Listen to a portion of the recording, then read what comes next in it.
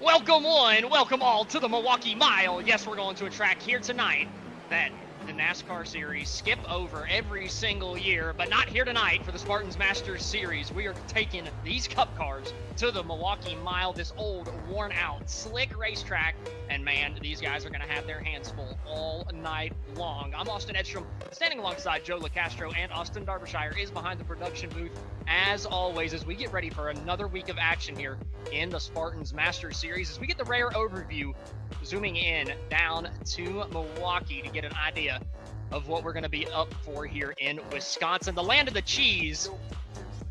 The land of the cheese grating is going to be kind of the name of the game tonight with the tires. Sorry, I didn't know quite where I was going there with that whenever I started saying it, but I'm telling you, this place is going to chew out tires like crazy. Getting the overhead view.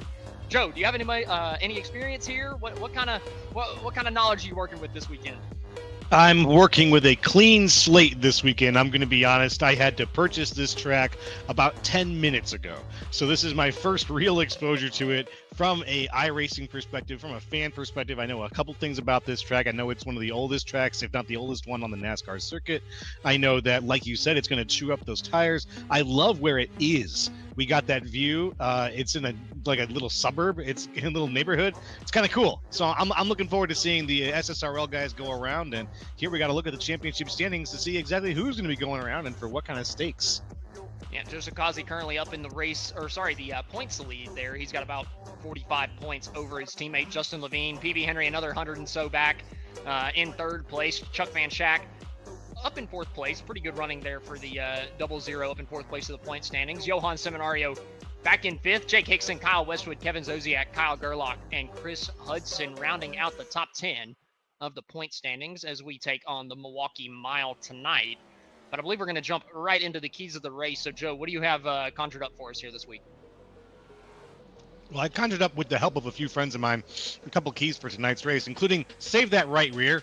There's going to be times when this track is going to want to chew up your car and absolutely tear it to pieces. That right rear tire is going to burn up if you drive it too hard. That inside groove, we're going to talk about it all night, but we'll see what's up. And it's damn hot. We've been running, I think you said it was like 70 degrees on track in the A Open, but here it's like 112 or something. We're going to get a look at that when we look at the conditions for the race, but it's real hot here tonight. So it's going to be buttery. For anybody's tires, it's going to get real buttery. And now let's take a look at the third one. Don't be scared to use the bumper. Every once in a while, you're going to need to get in and do a little bit of shoving. That bottom line, if you look on the track, you can see how well worn it is on those turns. That inside the groove is where you've got to make the move, and sometimes it's going to mean pushing somebody out of the way. So I think we're going to see some action tonight. Yeah, all the rubber laid down on the inside of the racetrack because that's that's like the only place these guys have been running all practice long. You see them go maybe a half groove up on the entry to the center of the corner so they can get a straighter run out on exit. But I'm telling you, it is just so treacherous if you go over a lane and a half off of the bottom. But we'll wait. We'll figure that out a little bit later. I can guarantee you that. But we're going to move into our broadcast picks real quick. Up first, myself, I'm going to go with the number 67 of Kalen Mitchell. I've seen him in an A Open this week. He had some pretty decent speed. I wouldn't be surprised if the 67 got his first trip to victory lane here tonight.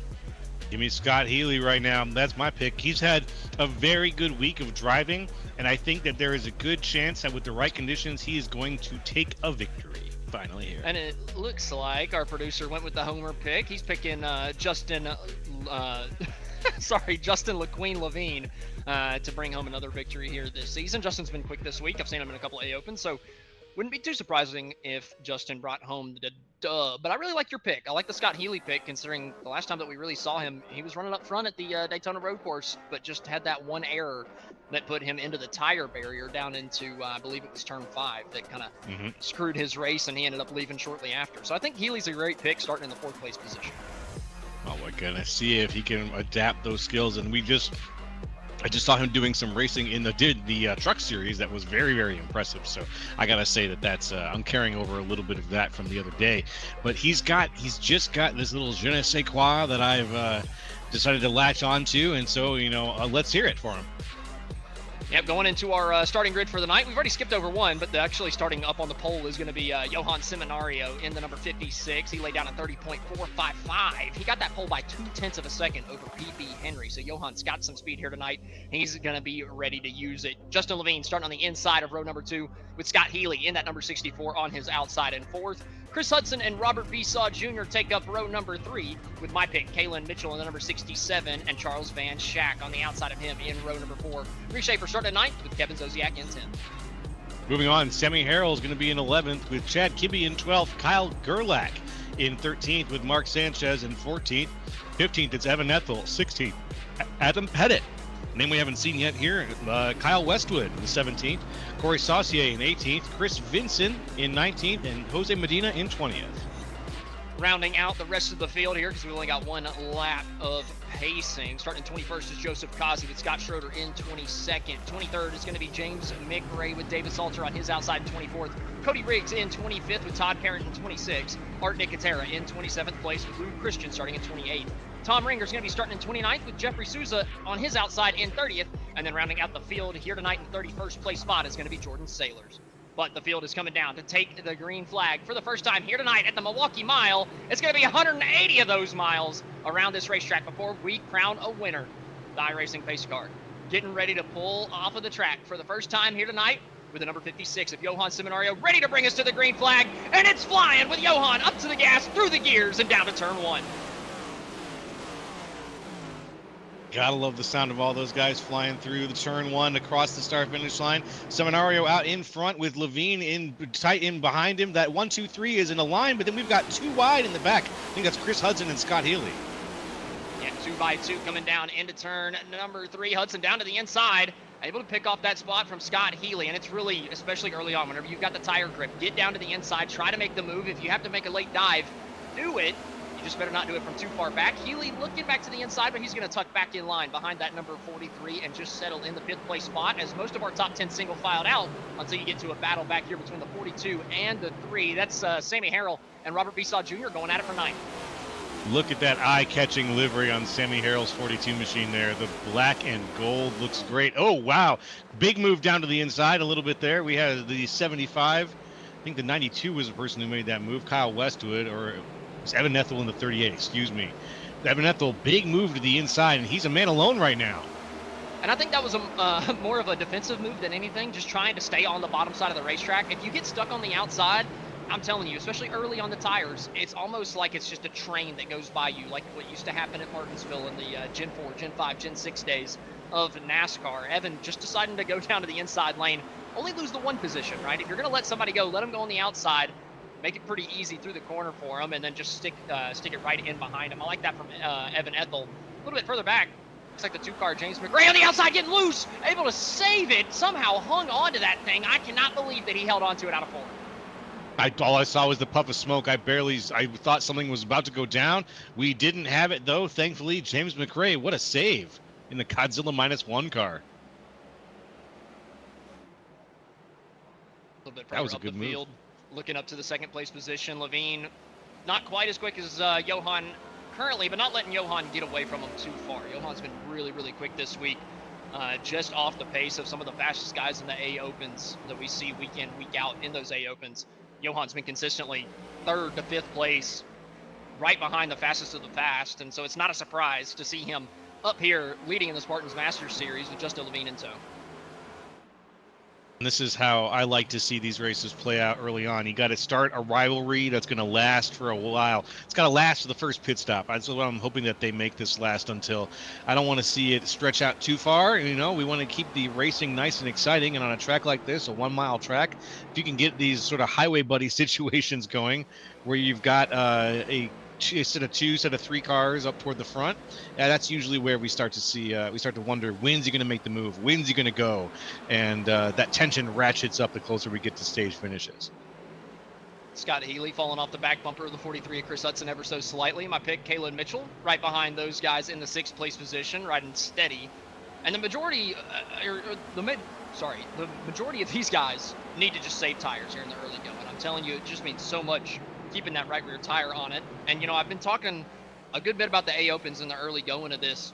I've ran 5 of them so far this week. And the reason I bring that up is because those A Opens, like you mentioned in the keys to the race, they've been anywhere from 70 to 85 degree track temp. Currently running, after a couple laps, we're sitting at 114. This is the hottest track I have seen all week, whether it be a practice or a race session. And the tires are hard to save during those normal races anyway. It's so easy to drive off the right rear tire and not have any drive off of the corner 30, 40, 50 laps into a run. And here with track temps that are 30 degrees hotter, I can't imagine what some of these drivers are going to be going through once those tires start to win. It's going to be, yeah, like driving on ice, you know, but the exact opposite, I guess, given that it's a very hot day. I expect to see some guys hit the wall a little bit coming out of turn 2.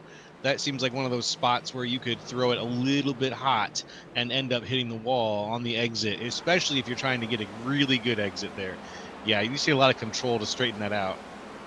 Looks like Corey Saucier having a bit of a moment out of 4, almost up towards the wall. A little bit further back, Mark Sanchez in line here with a grouping of 4 cars. Make it 6 with the 2 coming back into frame back here. Evan Ethel at the very tail of this train. But I got to say, Joe, you kind of hit the nail on the head with turn 2 as we see Mark Sanchez looking like he's just going to give up this spot, not trying to run his tires off too much. He's saying, hey, somebody's just a little bit faster than me. Let Luke Christian go. Fall back in line. Don't ruin those tires too much. But like I said, you nailed it on the head, Joe. Coming out of turn number 2, very easy to be tight. Very hard to keep that car all the way down towards the curbing on the inside on exit whenever you're trying to get all the speed that you can off the corner. Luke Christian doing a great job there, keeping it more narrow than the cars in front of him, staying out of the dirty air, just trying to save the tires. The narrower you come out of the corner with less wheel put into it, the better you're going to be. And then you said tight out of 2, it's loose out of 4. You cut down to this very, very bottom, you're going to see that back end start stepping out as we get later and later into this run. Yeah, I think we just saw a good example of that here with the ride along with Luke Christian. He had to put the brakes on just a little bit to avoid riding up into the back of the Chris Vincent, but it managed to it's managing to pay off. He's still keeping very, very, very competitive. Yeah, Lou making some good headway earlier, just now passing Kyle Westwood through 1 and 2 that time, but looks like Lou Christian up from 28th all the way to 15th in the early going. necessarily saying that's saving tires, but I mean, if it's working for him, it's working for him here in the early going, only 12 laps in. Yeah, you know what's interesting is I was going to say this race so far has been downright respectful in terms of tire saving, in terms of people making moves without using my third key of the race. It's been people have found their groove, stuck to it, and the challenges that we've seen so far, we haven't had a serious too wide in 5 laps. Yeah, they're not staying too wide. It's like as soon as they get too wide, the guy on the outside concedes. And like I said, from experience this week, I've ran 550 laps here this week. It's a necessity. If you're on the outside of the racetrack, you better have a lot of grip left in those tires. So typically, you're only going to be able to kind of hang on out there for 5, 6, maybe 7 laps, and then the tires are going to start going, and you really got to start making that bottom work. Find out a way to get to the inside of somebody. And that's where I think your third key to the race is going to come in. The putting the bumper to them. I really think it's going to come in at the end of stage 1, at the end of stage 2, whenever we're really gunning for all of the points. Obviously, here in the early going, you don't want to kill your tires too much. You don't want to drive it in there and just beat the back bumper off of somebody. But later in this race, you're going to have to be able to get that spot, especially if you're running for an important position up towards the front of the field. Yeah, I think you're right. It's going to be a late game. Later is when the action might end up heating up here, because right now it's definitely been a smooth going for a lot of these drivers. Like we've been noticing, if anytime there's someone who looks like they're going to flag for a two-eyed situation, they either go or they don't. And when they do, it's a quick move. Guy in front will concede, or the move itself is usually not a pass so much as a here, take the spot. And right now, PB Henry in third is, again, kind of a man-alone situation. Up in front of him, Levine and Seminario are setting pace. I wonder if Henry's going to be able to get up there without any help, though. It seems like he could use a little bit of a push from the guys behind him to close the gap and make the front more competitive, but now might not be the time to be more competitive. Yeah, I kind of like the last bit that you said there. Not the time to be more competitive. What you need to do here in the early run, and especially in the next-gen car, some of the other cars you can get away with it, but in the next-gen car, the dirty air is so bad that you don't want to be 2/10 behind somebody's back bumper every single corner. Yeah, that means you're probably a little bit quicker than them, but in the early run, whenever you're trying to save tires, your tires are going to go faster than the guy in front of you if you're stuck in the dirty air like Levine is right now, right on the back bumper of Seminario. If it looks like he's a little bit quicker, but if he stays that distance behind him for the course of 30, 35 laps, his tires are just going to be worse than Johann's up in front of him, and eventually that 56 is going to start pulling away. So I really like what PB Henry's doing right now. It's kind of found himself his own little bubble. He's got a 1.5 seconds in front of him, a 1.5 seconds behind him, doesn't have any type of pressure. Oh, well, that distance that he just had is completely gone because we do have our first yellow on the racetrack here on lap number 17. Looks like the 39 out of turn number 4. I was talking about potentially getting loose out of turn 4 earlier tonight. That's Cody Riggs in the number 39. I got to imagine that's probably a little bit of a loose condition coming out of turn number 4. We'll have to see if it was a push loose or if he just lost that thing on the bottom side of the racetrack. Time to see. Maybe the way back machine will take us back and have a look. See, here we are at the grid vision replay. He goes up and he gets whoop. Hey, watch me whip, he says. And then he refuses to nay-nay. He did not. Thank God he didn't nay-nay. He would have taken out a couple other people with him. But you're going to see That's right true. here. Look how much wheel he's got into it through the center of the corner. He's unwinding it. Yeah. So it feels a little bit better. As soon as he unwinds it, though, he gets onto the gas pedal. And there's just a couple little bumps coming out of that corner that, you know, if your setup's not set up absolutely perfectly right, the bottom of this car just bottoms out completely over a couple of those bumps. You'll go bouncing, and the back end will step out on you. This, I'm surprised to see. Are we going to see tires along with this, or is this just going to be a fuel stop for most of the guys coming down pit road? I imagine it could be a fuel stop just to make it to the end of stage number 1 because we have those short fuel or shorter fuel tanks here tonight. So it's looking like all of our leaders are just taking gas. Kalen Mitchell completely missing his box in the 67. He's going to have to back up and get that thing sorted. But probably a smart call for most of these guys. Just taking gas. Ooh, man, close to the wall there for a couple of these guys. But only 4 sets of tires behind the pit wall tonight. So 5, including the set that you start on. You just don't want to burn one of those early on lap 18. Yeah. Now's a good opportunity, though, to reset that pit strategy a little bit when it comes to fuel. Take advantage of the yellow that you've been given. And even defensively, get down there, get a gas tank in. Because you are going to be getting chased, Mr. Well, in this case, Mr. Mark Sanchez. You're going to be getting chased. Yeah, a little bit of strategy here. 3 guys actually staying on the racetrack, not taking the fuel that could get them to the end of stage number 1 tonight.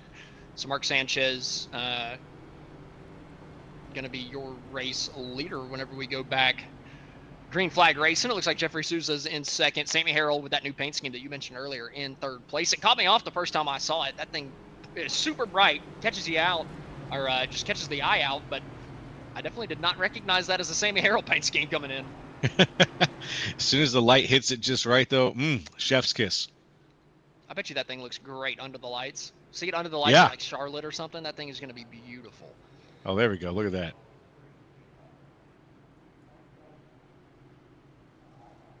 Got that sponsorship, that GOAT sponsorship over the left rear quarter panel there. Hey, Kinda that's goes right. well with the shiny gold, right? Shiny gold for a GOAT, greatest of all time, kind of makes sense. I like it. I like it. I think it's a very good 1-2 punch there. The shiny gold with the GOAT. Alrighty, the iRacing pace car coming back off. Going to be ending our first caution of the night. Sanchez with a bit of a head start over Souza coming up to the line. Green flag flying. Sanchez doesn't get going. Sammy Harrell stacks it up. Levine having to go down to the inside. Sanchez might have been on the wrong gear on that restart. He did not get going whatsoever, and Jeffrey Souza is going to take the lead down into 1. Oh, PB Henry spinning out. PB Henry off the nose of Scott Healy. Oh, and he gets T-boned down to the bottom of turn number 1. Robert Besaw Jr. involved. Corey Saucier getting a piece of it, and we're back under yellow. Oh, we had the medium one here at the Milwaukee Mile. That was, it was a misshift. It sounded weird. Like watching that restart, it sounded like the green flag was late or the restart was at the very, very end of the restart zone. And I bet that is what threw off Mark Sanchez. That's my guess. If we could see, I wish we could see that restart again, get a chance to see it maybe here, because I think there was just something off about the timing of that restart that really cost him good things. Obviously, they're all wrecking in front of him. Just some more contact, sending Besaw down into the left rear of PB Henry. And for PB, that's not a good hit, right? These cars can take a beating, but you don't ever want to get hit in one of the wheel wells that hard. So I got to imagine Henry might have a good chunk of damage off of that contact. And we're going to get a look at Sanchez here. He's in second gear, as we see on the dash. 5,500 RPMs, looks about normal. Coming up, green flag. Yeah, I think he's just late. I think he's just late to the gas pedal. Maybe just waiting for the green flag. I don't know if I would want to wait for the green flag if I was running 15th before and then up to the lead, but Sanchez made that decision, and it is a quick green flag, to be fair. You don't see the restart zone here. There's no Geico markers anywhere. It's just a double dash on the right-hand side of the wall that you see, but it's very difficult to see. And for Sanchez starting up on the front row there, I think he just missed the restart zone, didn't quite know where it was. But going back to PB Henry, the start of that wreck, it's a weird one because at the beginning of the corner, he had the room to come down, and obviously he's just trying to get down to the bottom. We've been talking about how this is a bottom feeder racetrack. You got to get down there. Unfortunately, Healy had just filled that hole. He had just gotten his nose there, running the bottom side of the racetrack. I don't want to put any heavy blame on anybody because it's just two guys going for the same bit of real estate.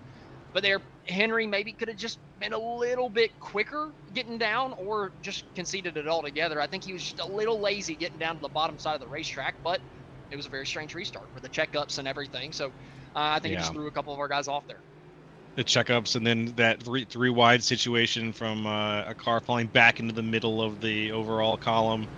It was a mess. It was a big mess. And I think that this slow start led to a compound chain reaction of things, and that's what happens when you get a bad restart, a really bad one. You get you get a chain reaction where one person's mistake is going to mess up a whole lot of cars who are just trying to get a good start. You get so laser focused on getting a good start that you become really susceptible to a bunch of other stuff happening to you. We'll have to wait and see here. Souza obviously on that last restart started on the front row, so he should have a decent idea of when the green flag is going to be coming out, but we'll have to wait and see. Levine giving him a big wide berth up to third, trying to get those tires warmed up with a big brake right before he gets to the back bumper. As the iRacing pace car getting ready to pull off once again. Going to be taking lap number 25 with Jeffrey Souza up in the lead. That was it. Not the greatest restart, but still better than what we saw last time. Able to get clear for the lead for now. Levine, Johan side by side for second, but the 56 wrapping around the outside on the restart, trying to take that lead away. Can he use it? The outside line, I think he's going to have it. He takes it to the wall, the 56. He's got the speed. He's got the nose. Out in front he goes. In front of Jeffrey Souza goes Johan Seminario. Oh, Levine way up the racetrack trying to take second. That's going to put him side by side for third. He'll have a decent run off the corner. Going to be able to get clear. But, man, he is letting Johan skate off into the distance here on the restart. Already a decent lead for Johan coming down into turn number 1. Levine just trying to get to the back bumper of Souza for second. Again, Sammy Harrell way to the outside here, still struggling.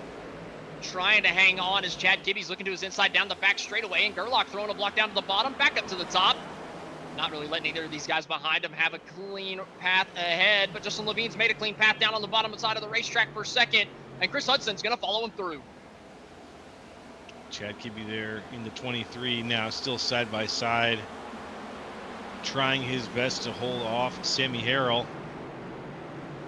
Harrell was one of those cars that got pushed back into the middle of the column during that restart. He just wants his spot back.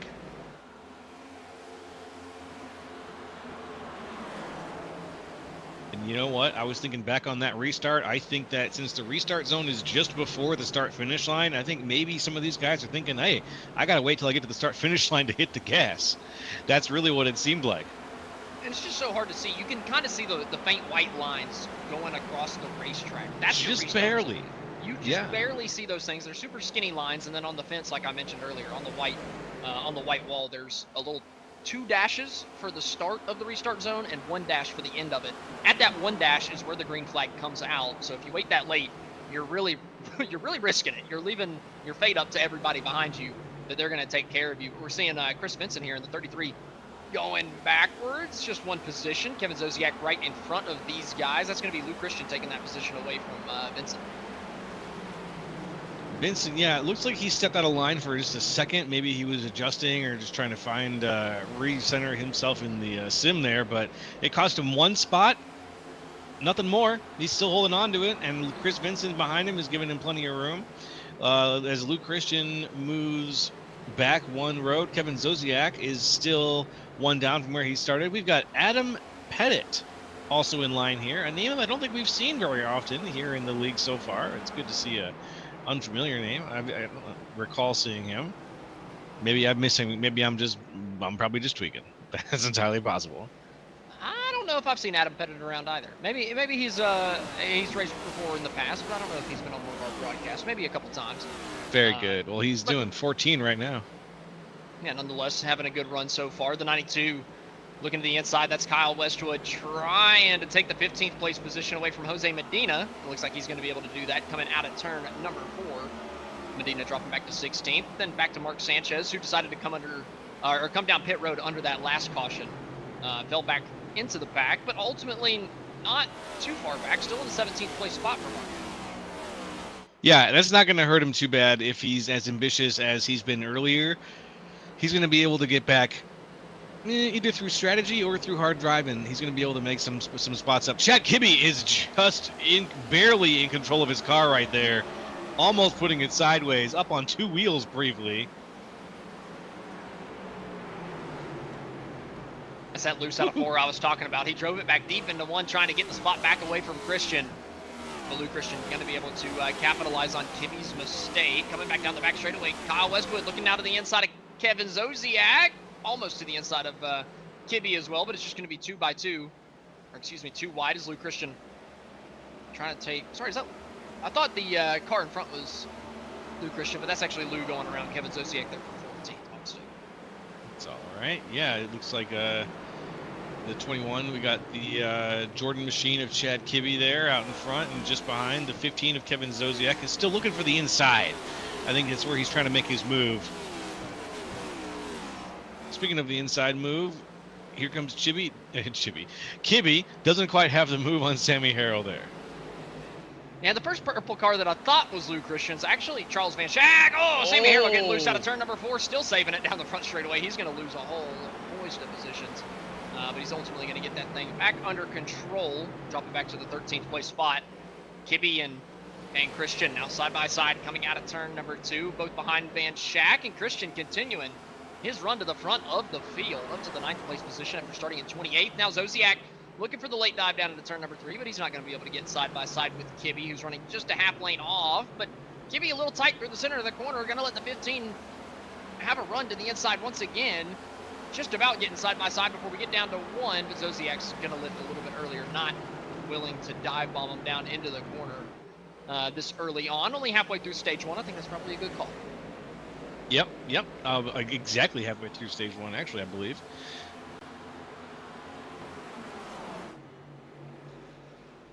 Halfway through stage 1 and Johan. Yeah, Johan's gone. Johan has picked up the pace up here in the race lead.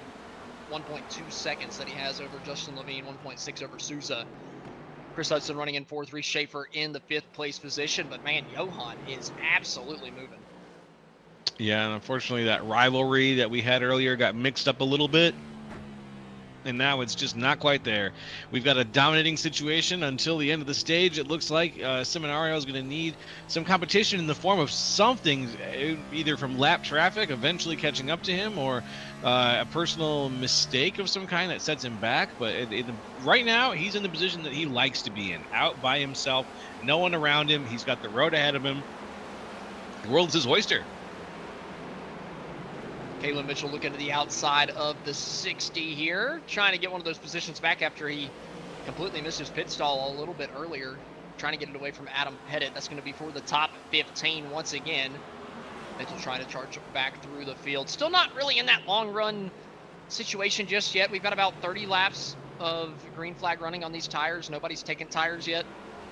So we're probably going to start seeing the tire wear come in, where we're going to see some people start getting really loose out of turn 4, really getting tight through the centers of the corners. Kalen Mitchell down to the inside, trying to take the spot away. 60's not going to make it easy on him, though. Coming through turns 1 and 2, still side by side as they come down the back straightaway. Coming down to turn number 3, though, you got to think the bottom lane will prevail for Kalen Mitchell, as the 67 still just trying to wrap the bottom, get close to the paint, but not quite as close as we saw our race leader running just a moment ago, but he's still going to get the position as Kyle Gerlach with a little bit of a moment out of 4, losing a couple spots.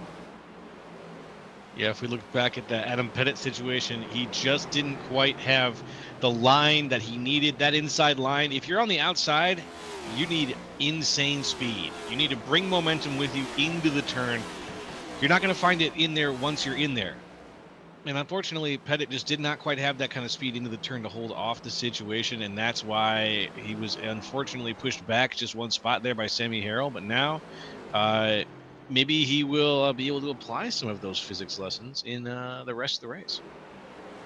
Well, and the problem too, like you were mentioning, entering on the outside like that, you've got to carry so much speed to be able to pinch the guy down to the bottom side of the racetrack, take as much of their groove away. But the problem is, if you drive in there ever so slightly too deep, you wash up the racetrack 2-3 lanes and then give up 3, 4, 5 positions because you're way out of position through the center of the corner while everybody else is just training the bottom. So it's a really risky move to try to hang on to the outside for a couple corners. It just takes one mistake to give up a whole lot more positions than just the one that you were side by side for.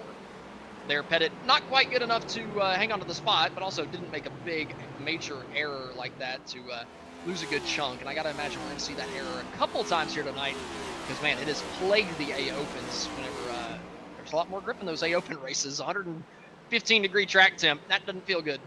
116 now. I mean, goodness, I'm surprised we're not seeing more tire wear. Yeah, considering where we're at with the track temp, considering where we're at with the track, the lap number, I kind of expected to see some more slipping and sliding. And we've seen slipping and sliding during this race so far. It's been consistent throughout the entire race, but it's been not as much as I thought I was going to see. To be fair, I say that about the tire wear, but Johan's about 1.5 seconds off of his fastest lap pace, right? So it's not like the tire wear is not there.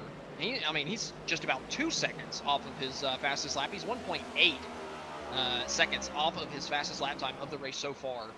So obviously it's affecting these guys, but we're not necessarily seeing the twitchiness or the pushing through the center of the corner that I expected to see along with it. Yeah, that twitchiness and that pushing isn't quite there yet, and that we're still, we want to make the excuse that we're still early in the race. We are, so there still is time for that sort of to build to its breaking point. Then we'll start to see it a little bit more and more as time goes on.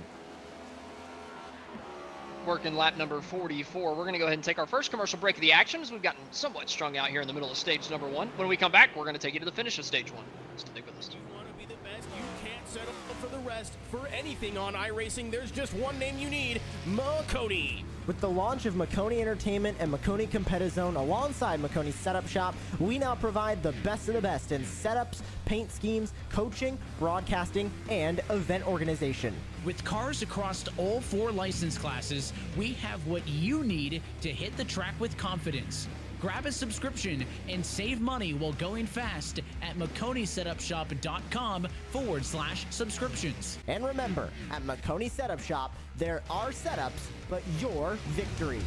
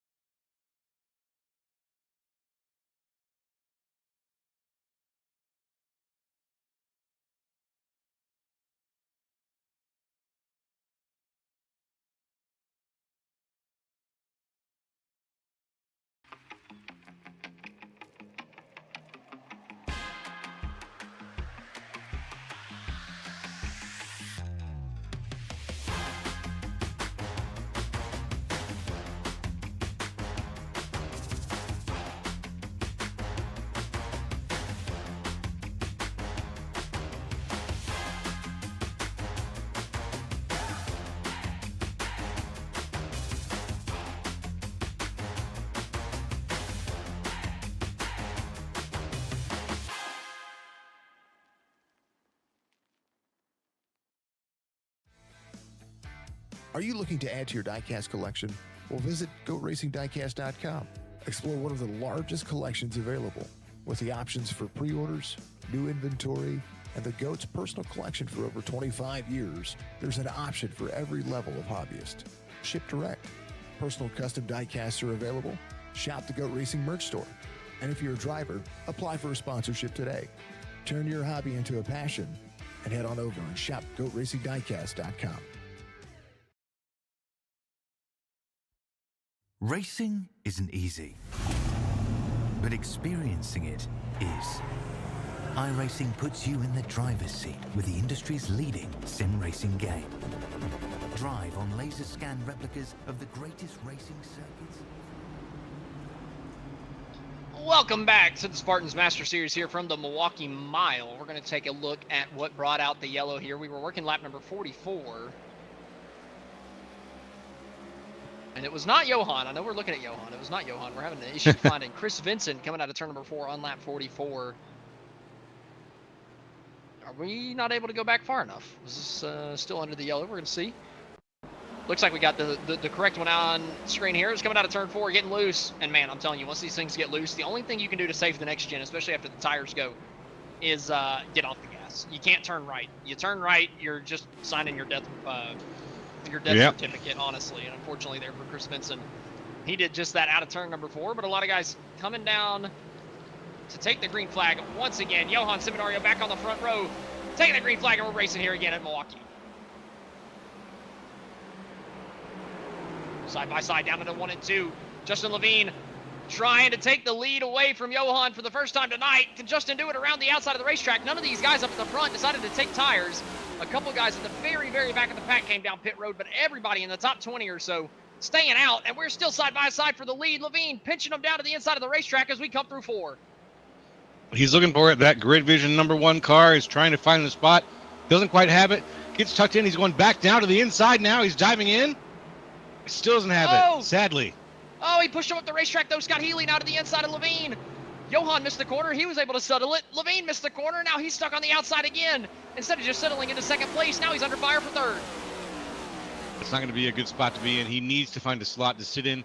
He's not going to get edged out. There we go. Lining up nicely now. The first 6 cars here. Scott Healy in third. Chris Hudson in that beautiful 43 machine. Bit of a man alone there. I don't know if I'd have a paint scheme with that has anything to do with airplanes on it after this week. Might be a bad omen. Might be. It's true. Well, producer, I'll be praying for you. Producer's going to be flying in 2 days, so I feel a little afraid for him now. We might have a different producer next week, guys. Oh, everything's fine. We're going to be good to go. Nonetheless, Johan up in the race lead still. He's able to pull away from Levine as if Levine's just standing still. I mean, Johan has brought another type of pace here tonight. And it's incredible to watch that 56 work, especially knowing that he lost to a Grid Vision broadcaster this week. Oh yeah, it's true. Yep. He's got extra impetus to drive a little faster than while we're broadcasting him. Yeah, I seem to remember somebody that's calling this race right here, right now, that might be talking. Happened to beat him in the A Open last night, and I think he's just got something to prove off of that. I don't think that he'd be driving so hard if he didn't get beat so bad the other night. Well, at least they're humble. Lou Christian up to third from 28th. What a drive it's been from Lou Christian. Sorry, I had to do a little humble brag there for a minute. But I've also got to brag on Lou Christian. 28th to third in 53 laps at Milwaukee. Johan might have a bit of a run for his money as soon as that 21 gets up to him. And in the chat, we have Kalen Mitchell, who unfortunately had to leave tonight's race. It was fun while it lasted. It was, Kalen. Sorry to see you had to leave the race. Did he have to leave the race, or did he wreck out of the race? A little column A, a little column B. Oh, well, I'm going back, and he's got some heavy right front damage. Oh, he was a part of that Chris Vincent wreck. He got. Yep, I think so. Oh, it was big net coach for Kalen. I saw him get by, so I thought he was fine, but he didn't even come anywhere close to hitting Vincent. But the right front got completely caved in, and then he ended up losing it down the front straightaway afterwards and destroying it even more. So, Sammy Harrell actually got involved in that as well, in that beautiful new paint scheme. So that's not great. Not too much damage on Harrell. He's been able to get most of that fixed, but I thought he'd be a little bit further back in the pack, but he's doing a decent job up here. It looks like in the top 15. Yep, and we've got 17. It's been a bit of carnage in tonight's race. Not a ton, but a bit of carnage. So we've seen a few people unfortunately have to drop, but the vast majority of guys still are on the field, and I think that the action is only going to slowly ramp up over the course of the night. Milwaukee, not typically the action track, though. It does lend itself to spreading out, having some decent spread out racing, a lot of off throttle time through the entry of the corner. I like it as a driver, other than the fact that it's single groove. I like having the off throttle, letting the field spread apart. But Reese Schaefer around the outside of 1 and 2 right now, kind of proving that you can do some battling if you absolutely need to. Trying to take the 10th place position away from Sanchez around the outside. And he's got the speed, but he's also got Kyle Westwood right in front of him, and Westwood is going to hold down that lane just a little bit, so that 29, even with the good positioning, Sanchez can't quite get around to get in front of Reese Schaefer there. Not with Kyle Westwood out in front of him.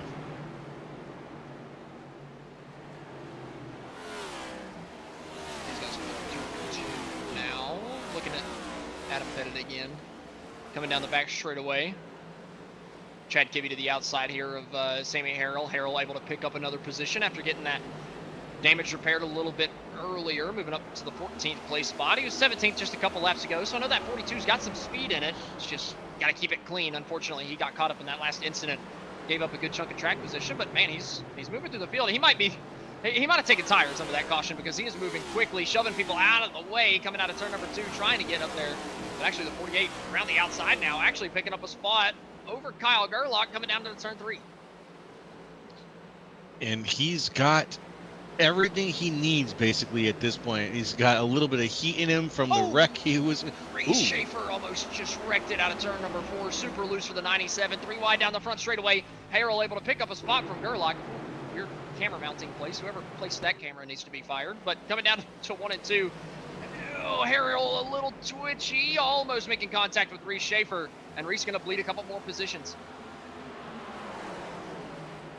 Reese Schaefer down 4 from where he started, unfortunately. He started in the top 10, now is just a little bit on the outside of it. Trying his best to hold off Chad Kibbe. Kibbe lined up with the rest of the cars a little bit. Right in front of him, the 75 machine of Gerlach is not exactly his rival in terms of line. Kibbe is a little bit more dedicated to the outside. but we'll see if he can find some momentum in there and make that pass with, again, someone sitting right in front of him. I'm not sure if he can. 10 laps to go here in stage number 1. Johan still your race leader. He's led just about the entire thing. Only gave it up under pit stops. A little bit of strategy played from some other folks, staying out whenever Johan came in for fuel. But he was able to take that lead back relatively quickly. Levine couldn't mount a challenge. But somebody who might be mounting a challenge for second here pretty soon is Lou Christian. He has not let Justin Levine get away. Nope, not at all. It's, again, this is the rivalries I like to see, and we're getting to the end of stage 1, so if anything, this one should stick, and we'll see how hard it does. 9 laps to go. Christian coming out of turn number 2. Gap, honestly, just kind of stabilizing between him and Levine, about 3/4 tenths of a second in it, hovering in that gap. Christian way deeper on the brakes into turn number 3, using up everything he can on entry and still keeping that car stable on exit through 3 and 4. That's a heck of a corner from Lou Christian, able to close that gap down to under 3/10. Can he? Let's see if he can really capitalize on these last couple of laps, though. I've got a feeling that he's just trying to keep it a little bit in the tank until that last push, but I don't know. It's going to be hard to make it pay off against someone like Justin Levine. Whenever you are relatively even on pace with somebody, it's just so hard to break that dirty, that kind of bubble of dirty air through the center of the corner. The closer you get, the tighter you get through the center, and then you just cannot get off the corner quite as well as you want to. It looks like Christian is ever so slightly faster than Levine, but again, he gets to this about 2/3 of a second gap behind him, and it's just so hard to search for clean air and to be able to make a pass.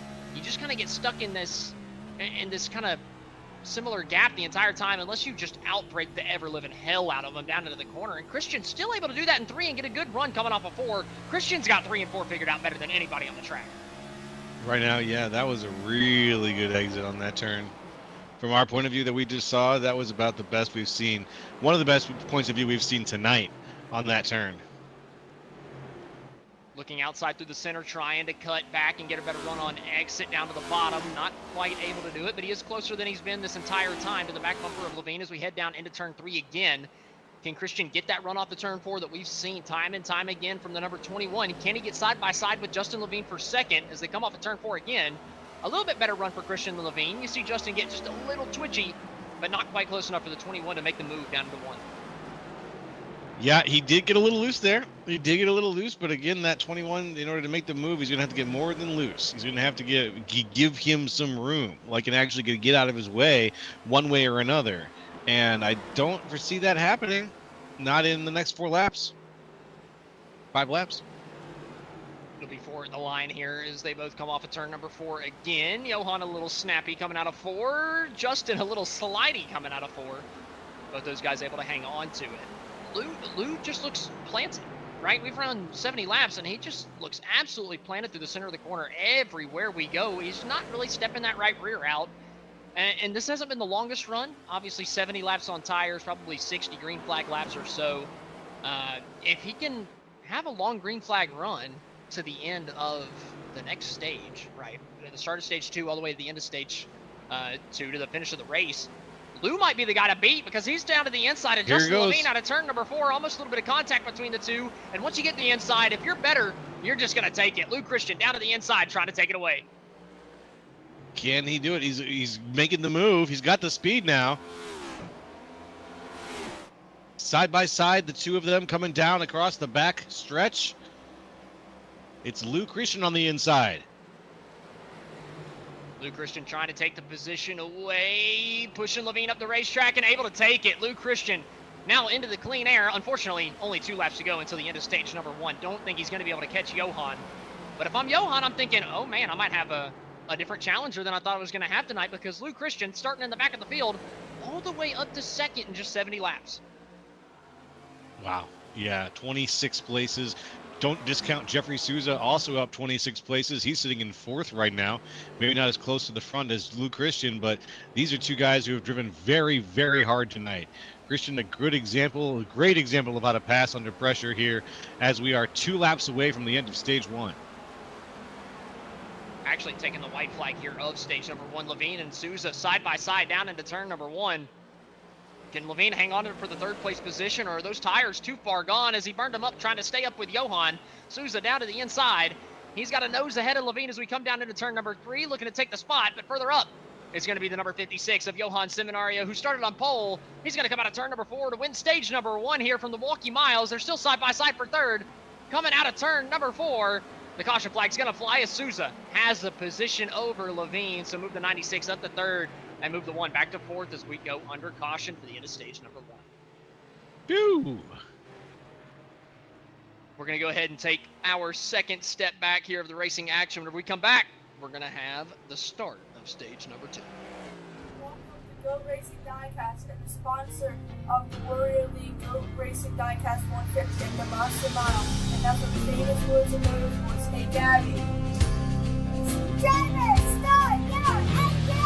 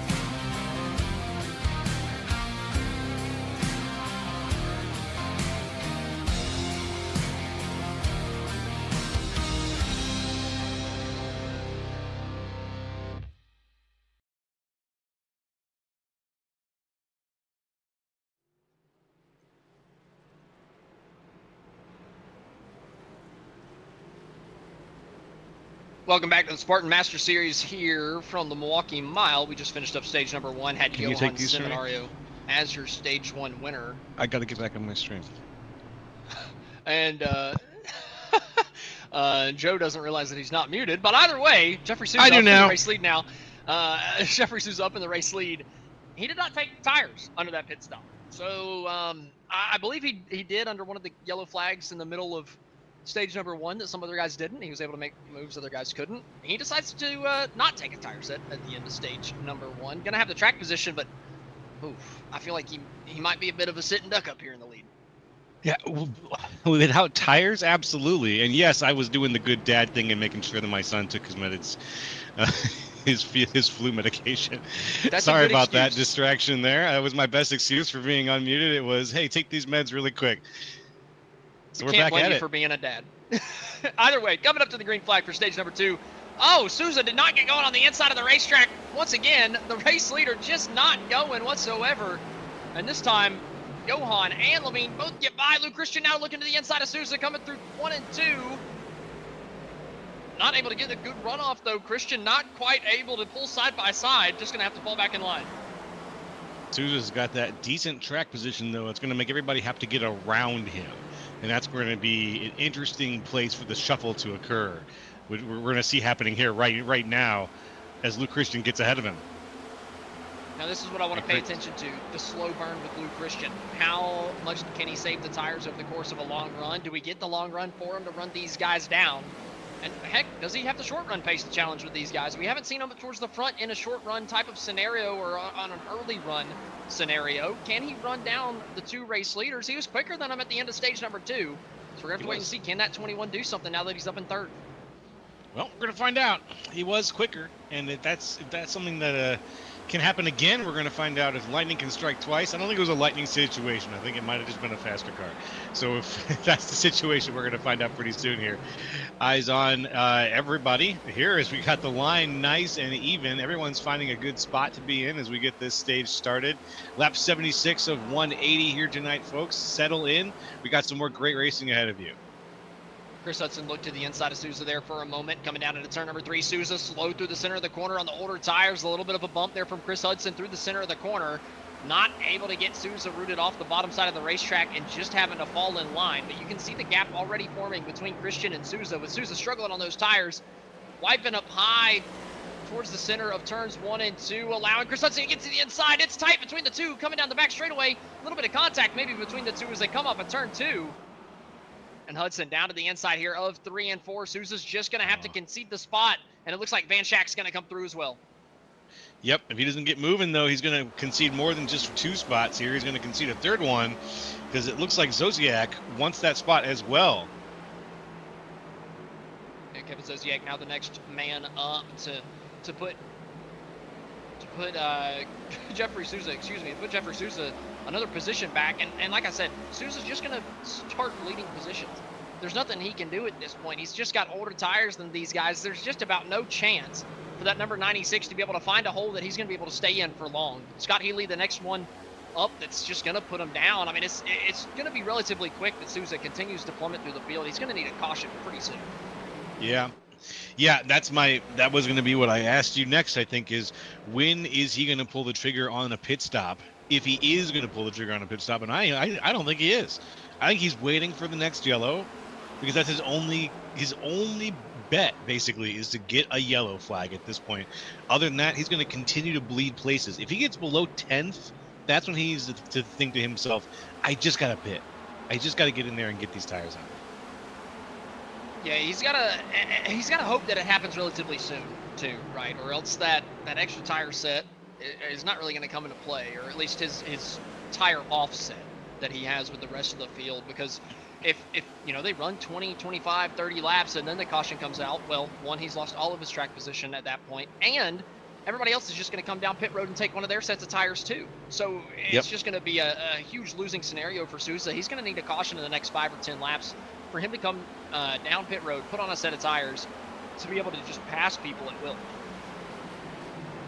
Well, we're going to see if he gets that opportunity as we follow Sammy Harrell around in the black and gold Goat Machine. Once again, that's one of the new sponsors for this series.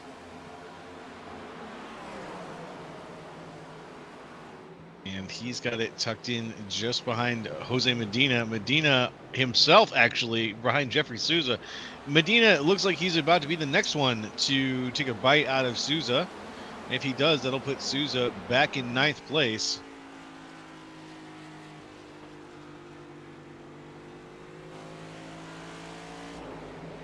Does he have the line? What do you think?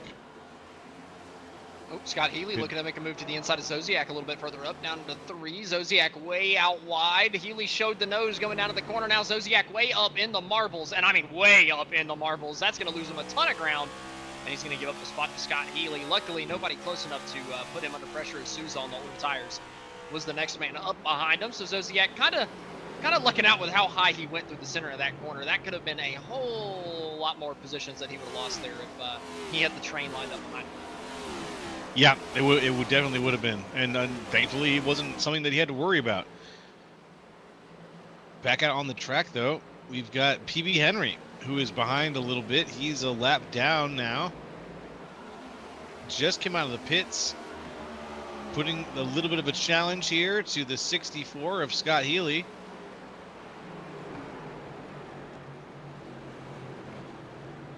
I believe Henry took a wave around at some point to get the lap back. Still had some damage to repair. Obviously, he had that big knock to the left rear tire under one of the yellow flags that we had early. He was running up in the top 3. Just unfortunate scenario. Him and Scott Healy coming together. Not really any malice between the two, I don't believe. It was kind of an innocuous wreck between the two of them. And unfortunately, PB Henry just got the shorter end of the stick with the contact that he got later from Robert Besaw Jr., who's also unfortunately multiple laps down at this point because of the damage that he got into that.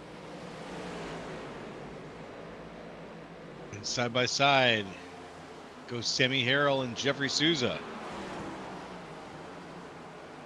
Once again, Souza unfortunately yet predictably falling back one more spot. Really tough spot to be in, Jeffrey Souza. You're about to fall out of the single digit spots. He's in 10th, still 20 places up from where he started tonight's race. But I got to tell you, if I was him, I'd be starting to, figure out how to do a rain dance in my seat or something that will cause a yellow to come out that you're not involved with. Scott Healy looking to the inside of PB Henry now. Trying to just kind of give himself some clean air at this point. Obviously, these two not racing for position at this point. PB getting out of his way through the center of the corner. Now Zosiak down the front straightaway trying to do the same thing, coming down into turn number 1. These guys both running inside the top 7, 6 and 7 for Scott Healy and Kevin Zosiak. Henry just trying to putter around, pick up any position that he can maybe get towards the end of this thing, hoping for some attrition at some point. Yeah, some attrition would be nice for him, just a little bit. He's gonna race like he's not a lap down, and like that's gonna be the way that he's gonna hold on to it. Since everybody is very spread out, you can kind of make that happen and make that work. Oh wow, into the wall goes PB Henry briefly there. Scott Healy leads this little pack of 3.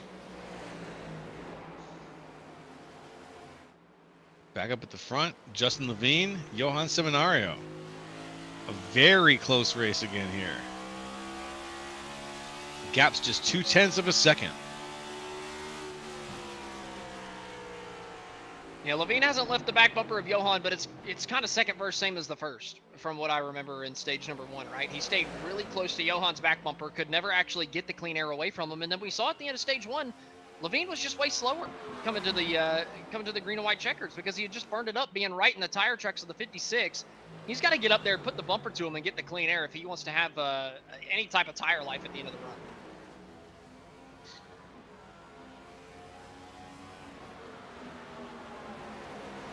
We are coming up on the halfway point here as we hit lap number 90. It'll be 1 lap before we hit the halfway mark. So we're going to go ahead and do a quick run through of our entire field. Currently leading the race and has been leading just about the entire time. It's your pole sitter, the number 56 of Johan Seminario up at the front. Has had to have led, I don't know, probably 70 laps out of the 90 laps so far here tonight. Just absolutely laying a spanking to the rest of the field, being your stage 1 winner as well. Currently leading his teammate who's starting to fall off of his back bumper, Justin Levine, sitting there in the second place position.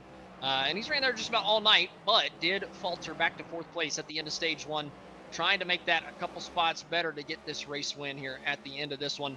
A little bit further back, Chris Hudson in the 3rd place position, a couple seconds off of our 2 race leaders, and surprised to see Hudson in 3rd. We were talking so big about Lou Christian coming up through the field, but Chris Hudson's actually made the pass on Christian and drove away from him ever so slightly, almost a second between those two, a little over half a second, I should say.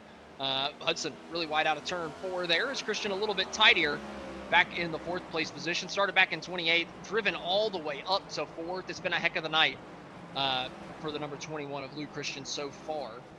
And then back right behind him is Charles Van Schack, the 4th place championship contender. Currently having a pretty consistent night, running in the top 5 in the 5th place position. Going to be a good points night for the 00. Right behind him, Scott Healy, just another 1.5 seconds back, trying to run down Charles for the top 5. Currently running in the 6th place position after missing a couple weeks after the issue at the Daytona Road Course. Scott Healy back with a vengeance, trying to get a good top 5 finish here tonight. Right behind him is Kevin Zosiak, another second back, trying to reel in Scott Healy, currently running in 7th. A little bit further back, another 1.5 seconds back behind him, coming out of turn number 2, is Jose Medina, running in the number 48 Kellogg's machine there. Beautiful Terry Labonte tribute paint scheme coming through turns 3 and 4. As we go back a little bit further, Sammy Harrell talking about beautiful paint schemes. Sammy Harrell with the brand new Golden Goat. Goodness gracious. Just about ruined that Golden Goat coming out of turn number 4. He got mad sideways, currently running in the 9th place spot after being involved in a wreck earlier. And then back in 10th, we got Mark Sanchez in the number 29. Pretty consistent race from Mark so far. Had the one issue on the restart where he was leading, but other than that, it's been smooth and steady for the number 29. And we can break down. You want to break down should I break down the rest of the field, 10 to 20? You want to talk a little bit about some of the people who are buttered around there? Oh, yeah. Okay, let's see. Well, Mark Sanchez in 10th right now. You mentioned him. And Adam Pettit, one of the new racers here. He's holding on to 11th. Gerlach and Souza are switching it up right now for 12th. I think there was a little battle going on that we just saw the end of. I think Souza made the pass on Gerlach, and then Gerlach made the pass right back on Souza. There's a little bit of twisting and turning going on. Souza was back on the restart there. He was and still is the one on old tires. So we're seeing him just get systematically pushed down the list here a little bit. Kyle Westwood is in 14th. He's moved up a little bit since this race started. He's been in not really involved directly in a couple of things, but I've seen him block a couple of attempts at getting ahead of him earlier on in this race. So I think that this mid spot here is really where he wants to run right now. James McRae, Chad Kibbe is in 16th right now. He's been down 4 from where he started, but this guy has been driving really hard tonight too. And I wouldn't be surprised that if he got a restart, Chad Kibbe would have a chance to maybe make some places back up, get back above 16th here, but we'll see what happens. Moving on, Tom Ringer, Art Nicotera in 18th. 19th is Cody Riggs. 20th is Reese Schaefer. And Reese Schaefer is another one who's had a pretty good run here in the middle of the pack so far. He was up a little bit further. He's down 11 places from where he started. So he started in the top 10. And it's just been a bit of an unfortunate race for Reese Schaefer here. You can see he's pretty banged up. Yeah, Reese pretty dinged up, a little bit of damage on the left rear, a little bit of damage on the right front. Then right behind him, we've got the 69 of Todd Parent running in the 21st place spot. The first car 2 laps down. Wait, excuse me. The second car 1 lap down. Excuse me. PB Henry right behind him in 22nd. Evan Ethel in 23rd. Robert Besaw Jr. off the racetrack in 24th. Or excuse me, I think he's gotten back on, but 10 laps down. Chris Vincent 12 laps down in 25th. Scott Schroeder in 26th. David Salter in 27th. Corey Saucy at 28th. And Kalen Mitchell rounds out the starters here tonight, the 29 car field that we had start the race. Looking back up towards the front, Johan had started to gap Levine ever so slightly. Levine's kind of stabilized that gap at 0.5 of a second, but man, Johan just seems to be in a class of his own. Yeah, it's what we see almost week in, week out here. I think Johan's won in this series so far, I think 4 races, if my math is correct. Let me do some double checking here. I'm gonna pull up the race results, the recent results here for this championship standings for the SSRL Masters Series. Johan Seminario has won 4 races in the series so far, and up against Justin Levine, who's won 3. Between the two of them, they've won 7 out of the total races that we've had, with 7 races left in the regular season. That's a lot of wins across these two drivers. Yeah, with them running 1-2 with a 6-second lead over Chris Hudson, you got to think that they're the favorites for the rest of this race, but you just never know what's going to happen. You never know if the strategy is going to rear its ugly head back into this thing as Reese Schaefer pulls down to the bottom of the racetrack, letting Charles Van Schack go, who's currently running in the top 5. But, I mean, right now, you obviously, if you'd be betting in the middle of a race, you'd be betting on Johan as he continues to pull that gap. Yes, my friend, I do not gamble. It is not something that I am very good at. Eric Almirola won me $500 one day. I was pretty happy. Hey, fair enough. I wouldn't trust myself with my own money, much less anybody else's, to try to make a wager on pretty much anything. But in this case, watching this race, you could probably bet that Johan Seminario and Justin Levine are going to be taking this one to the end. But we'll see. We still got a lot of race left to go.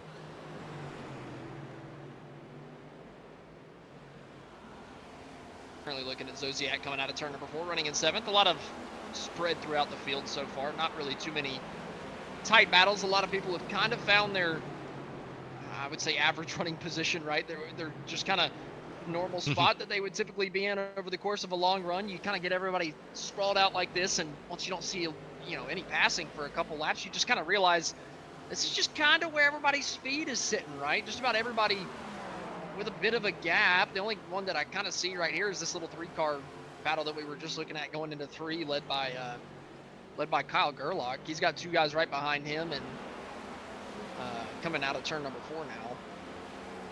Or sorry, not led by Gerlach. Gerlach's at the end of that group. Mark Sanchez up at the front of it in 10th. Adam Pettit in 11th, and then Kyle Gerlach in 12th. Those 3 still kind of racy between them, especially Gerlach and Pettit. But other than that, most of the racetrack single filed out with some pretty big gaps in between.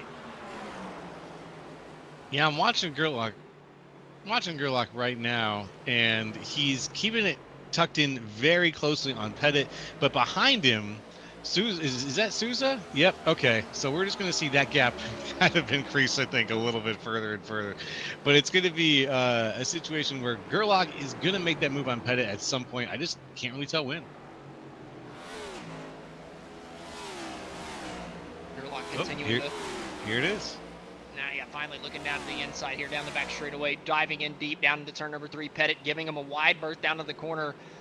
Not looking like he's willing to fight it too hard, but he's still going to hang around the outside through the entirety of 3 and 4, but coming down the front straightaway and then down into turn number 1. Gerlach is easily going to take the spot under the braking, you would think, with that inside group coming down to 1.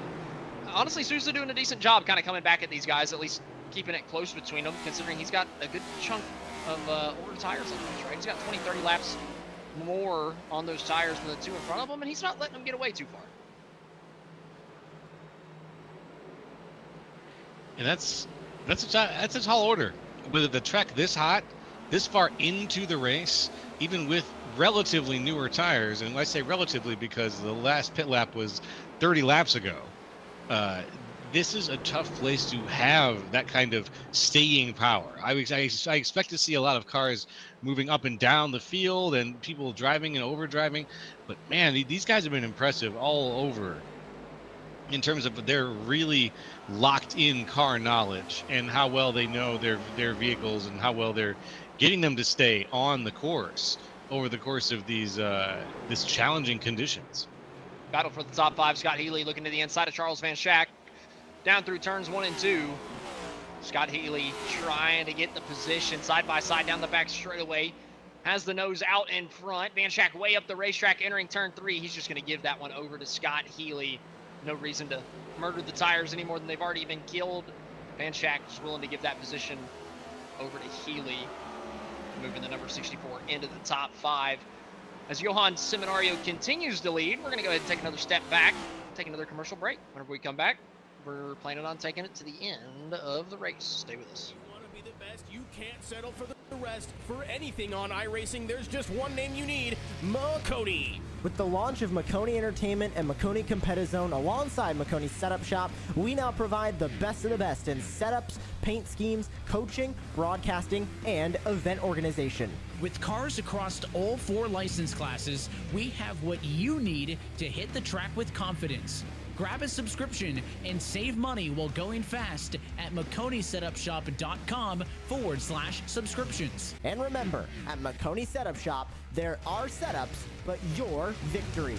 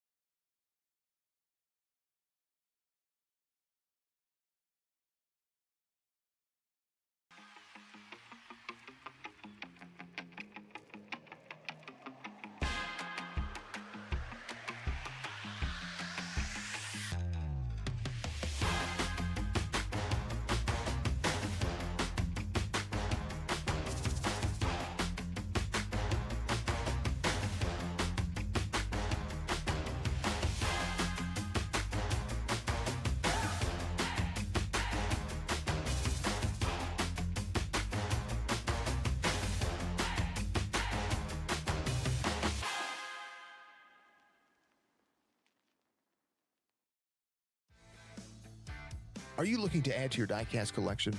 Well, visit GoRacingDiecast.com. Explore one of the largest collections available with the options for pre-orders, new inventory, and the GOAT's personal collection for over 25 years. There's an option for every level of hobbyist. Ship direct. Personal custom diecasts are available. Shop the GOAT Racing merch store. And if you're a driver, apply for a sponsorship today. Turn your hobby into a passion and head on over and shop GoatRacingDiecast.com. Racing isn't easy, but experiencing it is. iRacing puts you in the driver's seat with the industry's leading sim racing game. Drive on laser scan replicas of the greatest racing circuits from around the world. Go head-to-head against other drivers chosen by skill-based matchmaking to ensure competitive racing at every level. Compete across all your favorite series. In officially licensed cars, engineered to deliver the most accurate driving experience possible.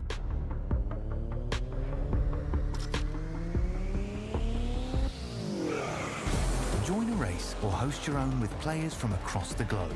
Race against the computer or in a league with friends.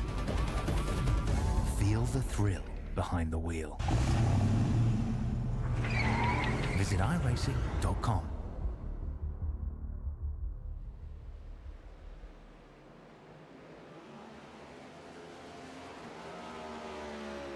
Welcome back to the Spartan Master Series. We've got 65 laps to go, and the driver at the number 56 is still leading the way. Johan Seminario with just about a 2-second lead now over Justin Levine here at the front of the pack. And man, the field spread is really kicking in at this point. Not too many battles, except for this one here for the third place position. Luke Christian starting to close that gap back down to Chris Hudson here for third. And that's going to be where the battle's at, I think. There's just not really much of a battle going on out front right now. So we're going to need to look for the battles where we can find them. And this is going to be it right now. Chris Hudson and Luke Christian. I still really like that line that Luke Christian's running off of turn number 4, right? He's just lower than everybody else. And whenever you run that low, it's likely because you've gotten your turning done earlier than everybody else. If you get your turning done through the center of the corner, can point the nose, get on the throttle, it's going to be somewhat slower in the early going, but eventually that right rear tire for everybody else is just going to start burning off as they continue to use that wide arc towards the exit wall of turn number 4. But here, coming through the corner, well, Lou a little bit higher up the racetrack there, didn't get the turning done quite as early. But the time before, he was just so low on the racetrack compared to Hudson, and if that's your consistent line, the tire life is going to be extended way further than a lot of the guys you're racing with. And especially towards the end of this run, you're just fighting it, trying not to spin out every single time coming out of turn number 4. So if you can get the turning done before you get on the throttle, you take a lot of that worry out of it. So the 21 had been running a good line. We'll watch him this time through 3 and 4, see if he can get down to the inside again, all the way down. You see just how low he's getting. Look at how straight that wheel is coming off the corner. Still a little loose. That's just goes to show how hard these things are to drive this late in the run. Especially whenever we're sitting at over 110 degrees of track temp. These guys fighting for everything they got. No grip through the center of the corner. He's having to absolutely crank that wheel to get it rotated through the center. But especially out of turn number 4. He gets that rotation done, gets a straight wheel on an exit. It's just so hard to beat that dirty air, especially whenever the grip of the tires is gone. Oh, there he goes. He's getting in so early on the turn. He's just a little wide there on that exit, but yeah, your read of the situation is exactly mine. It's been good to watch him use that inside line, and he's just putting it on the bumper of Chris Hudson almost every corner. Just wondering where he's going to find the position to get around him. Justin Levine in pit road from the second place position. He's trying to shortcut his teammate, who's now coming down pit road out of turn number 4. Johan getting that thing locked down before they get to the yellow cone there. We're going to have to wait and see. Does anybody else stay out on the racetrack, try to potentially go? Chris Hudson loose coming out of turn number 4, allowing Luke Christian just about to get to the inside, but Christian doesn't make the move down to turn number 1.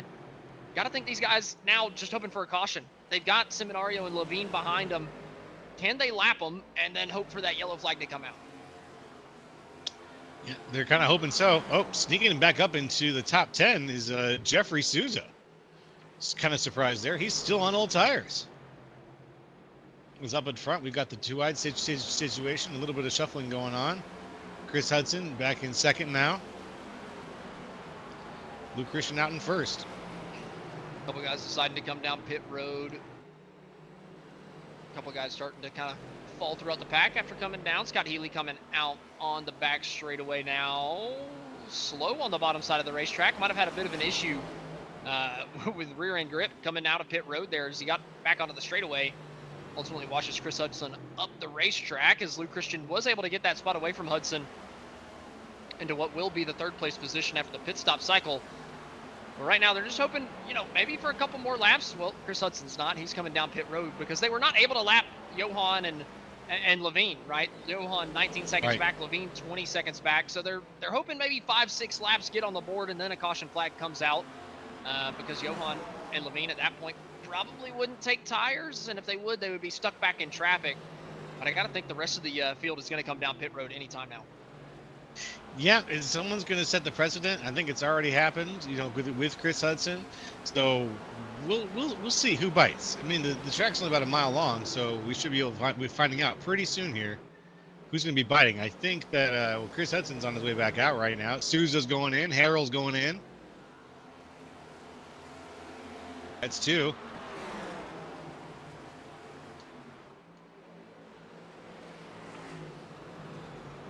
Here's Luke Christian. Still out in front. Just dealing with some lap traffic now with some of the pit stop boys. And over the course of the run, our race leader had 2.3 seconds of fall off. And, he's just punted somebody down to the pit road. Holy cow. Johan Seminario got into the back bumper of somebody trying to come down. James McRae was coming down pit road out of turn number 4, and Johan, well, he made sure he got down to pit road, that's for sure. Just a little helping hand, that's all.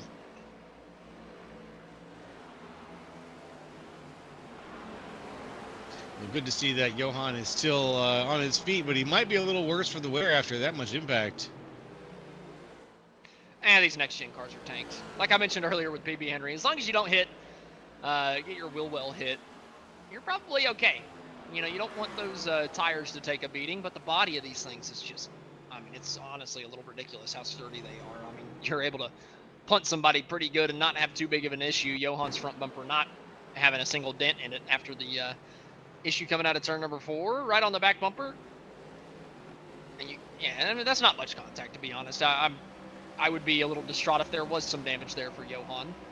That would be that wasn't a good harsh. hit. It wasn't a hard hit, but it was just enough to, just get the tail a little bit out from behind the car. Did a decent job reacting, all things, or whenever it's all said and done. Johan's still leading the way, though, of the cars that have come down pit road. Levine looking to the outside of the number 2 now, James McRae. As Luke Christian finally deciding to come down pit road. And see, this would still be a perfect time for a caution for Christian. He'd be on the lead lap, he would stay out, and potentially have all these other guys come back down pit road, or he'd just have the freshest tires in the field. So he's still setting himself up for a decent position if a caution comes out at the right time, but ultimately he's going to lose a good chunk of time to the race leaders. And he'll just have to run Hudson back down for 3rd like he was battling with him earlier. Scott Healy, who pitted really early.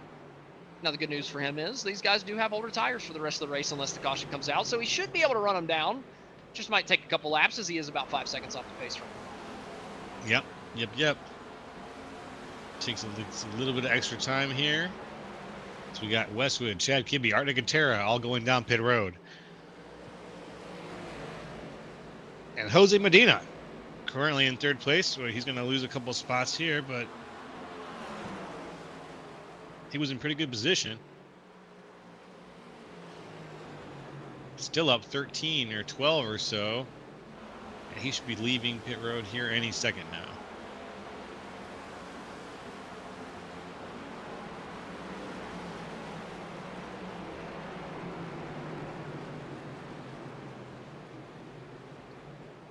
What do you say is the entire field is kind of spread out here? Maybe some comers and goers with the newer tires coming through some of these guys. What if we do a little rev it up segment so that we can hear the loud sounds here of the Milwaukee Mile with these powerful, well, I say powerful, they're neutered down, but still powerful next-gen vehicles. Can we do a little rev it up segment, Producer Darby?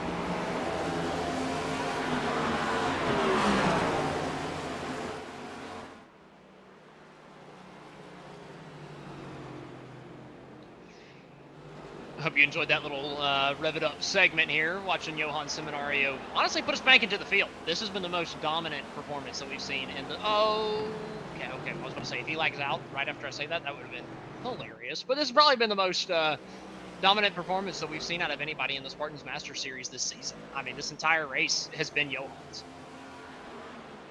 Yep, it's been from the start. He's been on the pole position, and I don't think he's lost that position once during this race. Maybe for a split second.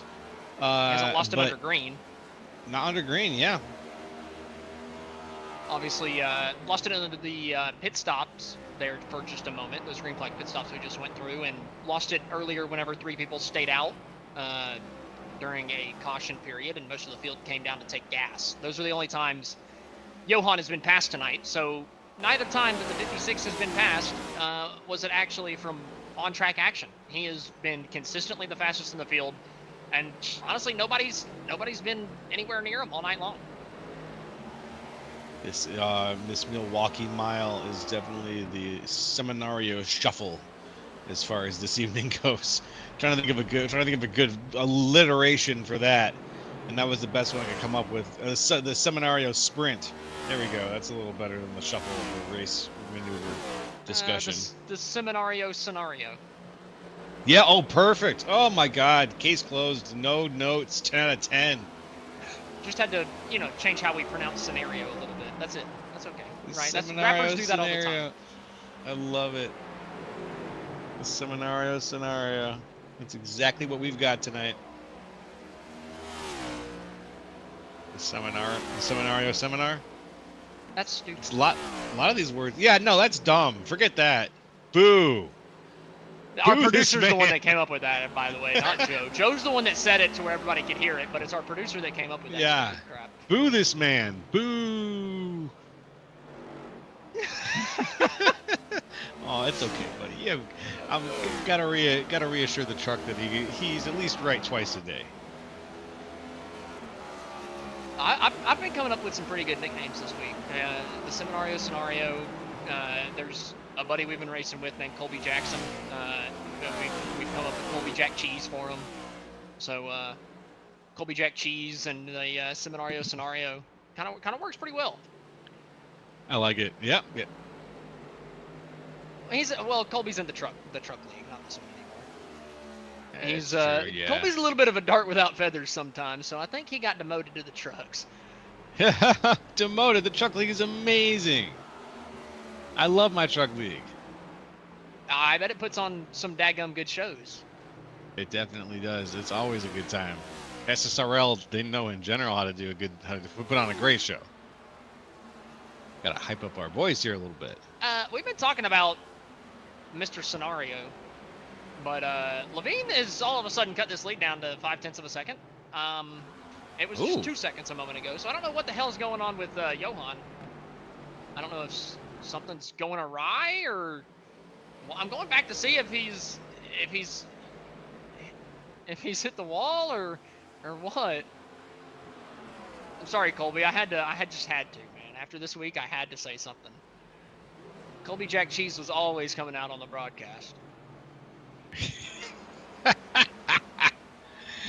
Oh, he had to do it to him. He said, "Bruh, oh heck nah." That's something that I would definitely imagine some Colby Jack Cheese would say to me as I'm scarfing it down. Mr. Dim, it kills me every time. He said as soon as he joined. That's funny. It was meant to be. It was meant to be for you to hear it. But Seminario is having a scenario right now, and it is not a good one. I'm telling you. I don't know what's going on with Johan, but he doesn't look as quick as he once was. And it looks like the 43 of Chris Hudson, unfortunately, might be done racing for the evening. He's not here anymore. Oh, but up in front, the action is very, very hot still. Levine. Ooh, he's trying. He's on the outside right now, making a push. Tucked hard into that quarter panel. Still too wide on the outside of this turn. Doesn't quite have the speed on the exit. Man, that was his best attempt so far at taking the lead here from Johan Seminario. Yeah, I'm not quite sure why Johan has slowed up the pace so much. I don't know if he's gotten the wall or has got some type of ailment at this point, because he had such a good lead over Justin. He pitted after Justin, so you'd think he'd be okay, but Justin's closed the gap pretty quickly here, and well, we might actually have a battle for the lead. Yeah, I think we do. Not just between Johan Seminario and Justin Levine. We got a few, I think, lap cars here who are trying to make their best approaches. They're trying to stay on top with the guys in the lead. Who is that right behind Johan Seminario there? Is that Mark Sanchez? Okay. Behind Justin Levine, I meant to say. Yeah, this is 29 of Mark Sanchez. He's tucked in there. He's got pretty good speed right now, but he's going to need to work a little bit harder to pass these two if he wants to get his lap back. Sanchez currently running in the 8th place position, and he is the first car lap down. That's just that's ridiculous, the pace that Johan has had tonight. He's lapped all the way up to 7th place, right? He's lapped 8th, 9th, 10th, everybody on back. Jeffrey Souza, the next one on the board, in 7th to potentially be lapped. Johan's still leading the way. Justin was able to close the gap, get side by side once, but since then hasn't quite been able to get there. Almost gets to the back bumper through 4. Not quite close enough, though. No, not quite. And you know, he's got the speed here on these exits a little bit. He really does. But it's just the way that this line works, the racing line here. Like we've talked about a couple times during this race so far, if you don't have the momentum going into a run on the outside, you're not going to find it there. You've got to have it going into the outside. But here on the inside, you could have more luck. Levine somehow taking the lead for the first time tonight. Johan's finally been passed. We need to throw a party. I'm telling you, we need to throw a party. We need to absolutely celebrate because Johan has finally lost the lead. Now can Levine pull away? He got up to the back bumper so quick, kind of stalled out behind him, but now can Justin actually pull the gap? Can I play an air horn sound effect, Truck? I mean, Is that you allowed? can do whatever you want. I'm telling you, we're throwing a freaking banger after this. There you go. Just had to throw one out there for him, since that did feel like a bit of a hallmark moment. We're at 150 of 180 laps, and that is the first time that we've had someone else lead a lap tonight that wasn't the result of a yellow or a restart there. Johan not letting him get away, though. So still somewhat tight between the two. Johan back on the back bumper, down the back straightaway. Looking down to the inside into turn number 3. Justin's going to close the gap, or close the door, excuse me, coming down into the corner. Johan still looking tidy through the center of the corner. The exit, well, he looked tidy through the center. The exit was a little sketchy there for Johan, able to hang on to it. Trying to drive it in deep to give Levine a run for his money, but I'm shocked at how much Johan's been struggling here over the course of the last couple laps. A little bit on the yellow, the yellow rub block down on the bottom, not the whatever, who cares? He's back down to the inside, down into turn 3. That's a dive and a half. Where in the world, Johan just driving it down to the inside of Justin through 3 and 4, trying to take the spot back. Yeah, thank you, producer, for finally telling me that that's called a curb. I really appreciate that. Yeah, it's a yellow curb down on the bottom. Somehow I forget that. But either way, they're still side by side. Johan trying to take the lead back. Oh, and this would be a little bit of poetry if he were able to squeeze back here and take the lead back on the inside. He's got the geometry for it. Again, the outside is going to be a tough spot to defend from. So Justin Levine, let's see if he's going to have to overdrive the car a little bit to keep competitive, and he is. They are almost door to door now. Or he's refusing to overdrive it, I should say. He is almost door to door with Johan Seminario. Seminario now cleanly out ahead. Just, not quite. It looks like the quarter panel is still Justin Levine's. Turn left, Justin. Levine's turn sneaking left. up. Yeah, turn left hard now. Johan back to the lead. Able to take it back relatively easily. As soon as he got back to the bottom side, he easily had the ability to get the job done. That bottom lane is just so good. Levine back on the back bumper, giving him a shove through turn 4. Sanchez trying to get by him. Both as Johan sideways coming out of the corner. Side by side again. Levine back down to the bottom. I wonder if Sanchez gave a little bit of a push there too. It looked like all 3 of those cars were lined up tight enough that that push might have come from Sanchez through Levine. Now back on the back straightaway. Can Johan get him back? He gave up so much ground there under green. Levine able to take the lead. Johan takes it back. Levine takes it back. So now we're swapping the lead back and forth here with 25 to go. And let's see how they do it.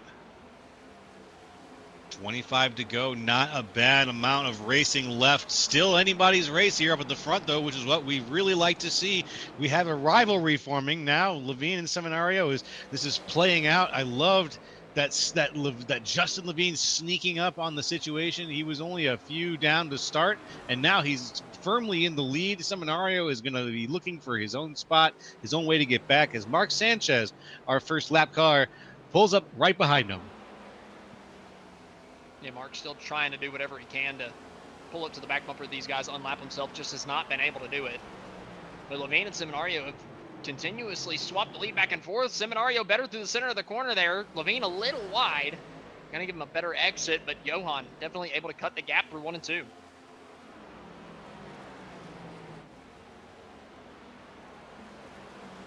Oh, man. Still looking back at them as our camera's going elsewhere. Johan almost got to the bottom, but looking a little bit further through the field. Lou Christian still back in third, but just about half a track behind your 2 leaders. One guy sideways coming out of turn number 4 behind. That's not the way the car is supposed to go.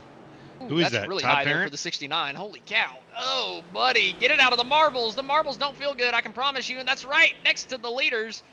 No Justin speed. having to shallow up his exit. Might hurt his exit speed a little bit, but Johan still not able to get there. Oh, he's going to dive it in deep down into turn number 3. Johan almost to the back bumper of Justin. Down into 3, not quite able to lay the bumper to him. Where is Todd Parent going with that? Very strange place to put the car. A little too high, a little too high. You definitely don't want to get them marbles on you. And to be fair, as soon as you get about 2 lanes off, you're starting to get some marbles. And once you get a little bit, the car does start to lose some grip. You just go a little bit higher and higher throughout the rest of the corner. And, well, all of a sudden, those tires are caked. But look at this dive from Seminario down to the inside, down into turn number 3. Levine left him lane, and he gave him a bit of a hip check in the center of the corner. And Johan's going to take the lead back. Johan will take the lead back there. The front has been switching back and forth, back and forth. It looks like, unfortunately, yep, we got a report. It looks like the beautiful 42 car is off the track as well, as the numbers thin again as we continue spinning down the rest of these laps here at the Milwaukee Mile. Out of turn 2, Levine tried to lay the bumper. Oh, big block from Johan coming down to the 3. Levine going to give it back to him down into the corner. Coming to 20 laps to go. Levine not willing to give this one up just yet. All over the back bumper of the 56 as we come out of 4. Sanchez is just the world's greatest cheerleader right now. He doesn't want to give up this race at all. He doesn't want to. He wants front row seats to it, and front row seats he's got. As Levine has got front row seats to any decision Seminario makes with his car. He's really just trying to stay tucked in and predict that movement so that he can take advantage as soon as an opening appears. And I think that Levine is going to. I think Levine will have another chance here. He had an early lift down into 3. Johan a little slow through the center of the corner. Justin almost got to the back bumper again. Maybe a little bit of contact. Coming back onto the front straightaway. Johan starting to stretch that gap ever so slightly. Levine trying to cut it back under the entry of the corner. Trying to break just a little bit deeper. Run a little bit lower than Johan through the center of the corner to get a better run off. But it's just about equal between the two coming out of turn 2. Just about equal is right. Everybody else is lined up very patiently behind them, but these guys in front are not driving politely at this point. It is very aggressive, very much still anybody's game, and Mark Sanchez is going to make sure that they play fair. Levine a little loose out of 2 that time, letting Seminario get away ever so slightly, but drives it in deep down into turn 1 again, a little bit narrower for the number 1. Down into the corners, we take 18 laps to go around the Milwaukee Mile. And Levine all over the back bumper again out of 2. Yeah, it's going to be a situation. Whoa, we got a blinker briefly there. Was worried that we almost just lost our leader, but Johan Seminario is there. Justin Levine is there still. If I change my Whoa! Levine sideways, that might be it. Yeah. That might be it. It's going to be tough to overcome that at this point. Johan able to bridge the gap. But do you think if I change my race pick at this point that he can still get jinxed? Yeah, I think that's how it works with the commentator's curse. Okay, I pick Johan Seminario to win the race. Okay, all right, very good. I'll pick him too. There we go. Oh, wow. And we know how my picks go. The problem is our producer picked Levine, so he needs to change his pick too. Oh, that's fair. That's fair. That's fair. We need got the to graphic. spread out the. We need the graphic to pop back up too for the jinx to really take effect. I need 3 Johans across the bottom. Just what we need. Just what he needs, I'm sure. He will be livid with us if this actually comes true. So we'll have to I'm just going to cross my fingers that and say may the best man win. Either way, both these guys still racing hard for the race win at this point to the back bumper. Levine able to get back to him, give him the shot down to the turn number 3, but it really didn't move that 56. These tires are so daggum wide, it's hard to root them off the bottom of the racetrack. And Levine, a little wide himself coming out of turn number 4. 15 laps to go. Can he give him another shot up off the bottom and shove him up the racetrack to take that lead back? He's trying. They are in contact right now, nose to bumper. Had that little move that Levine tried to the outside that didn't really give him any advantage, unfortunately. We're getting Here showed the comes a bump. graphics in the chat. We need our producer to do the pre-race pick graphic. Oh my goodness, we got a conga line.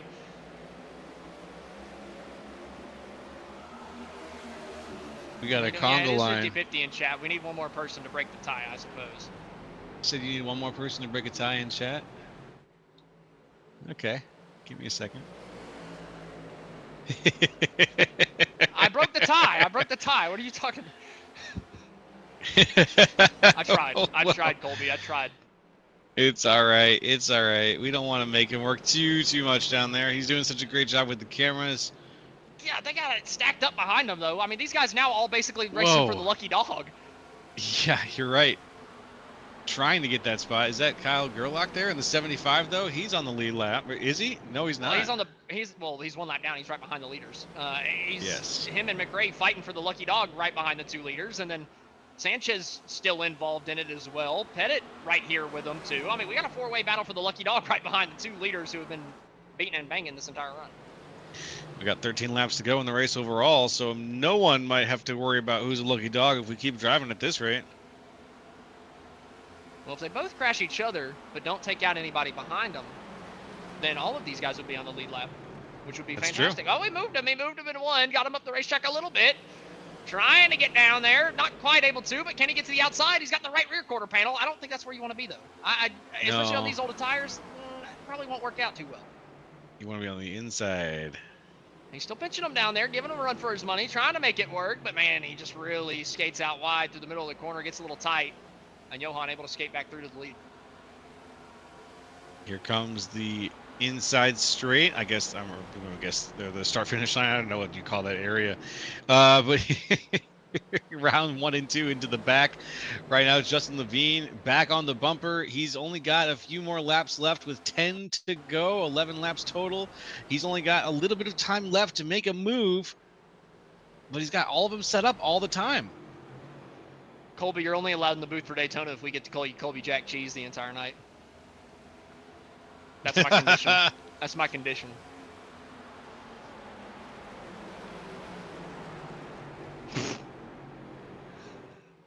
That would be, Oh, no. Only way. Either way, still racing hard for the lead. 9.5 laps left. I don't know. I don't know if Justin's got anything left in the tank. I'm kind of with you. It feels like he's pushing the vehicle to its absolute edge. We've seen him get a little loose already. If he tries to drive any harder, he's going to lose control. Look at this. Look how much input is happening here. Just to keep the car straight. Lap here. Take a whole lap here on him. Just see how difficult this is. See if he's really having to twitch the wheel a lot. Play with it. Through 1 and 2, I mean, you can see a good bit of movement, and then finally you kind of get the car loaded on the back half of it. Get on the throttle. Have to start turning right as much as you're turning left, if not more. A little loose out of 2, but it's really 4 that I'd be worried about. If you're that loose out of 2, I got to imagine it's a little bit worse out of turn 4. Really riding the bottom, though, trying to carry little speed through the corner, but just roll it center. And that's a pretty good corner, able to cut it back to him. But like Nova just said in the chat, Luke Christian has caught up to these guys pretty heftily over the course of the last 20 laps, right? Luke was over 10 seconds back.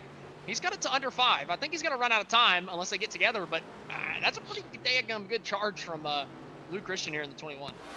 Yeah, 25 places up to 3rd place. Amazing charge from Luke Christian. That'll be one of the things that we end up talking to him about if he holds on to this spot for 3rd place.